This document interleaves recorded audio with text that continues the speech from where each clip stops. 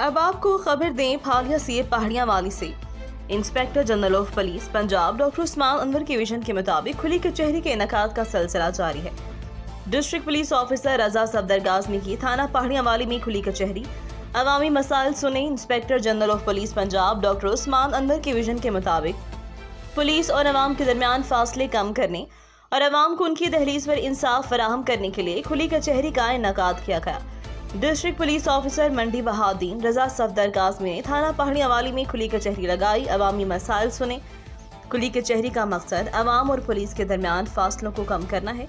खुली कचहरी में इलाका मकीनों की कसीर तादाद ने शिरकत की। डीपीओ ने शहरियों की शिकायत सुनने के दौरान शिकायत का मेरिट की बुनियाद पर अजाला करने के लिए मुतल्लिका अफसरान को मौका पर ही अहकाम जारी किए। अवामी हलकों का कहना, खुली कचहरियों से उन्हें इंसाफ करने से मसाइल हल होंगे।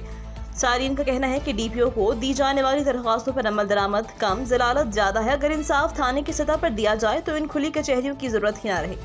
कैमरामैन नदीम इकबाल के साथ मुदस्सिर हुसैन, रेड न्यूज पहाड़ियां वाली फालिया।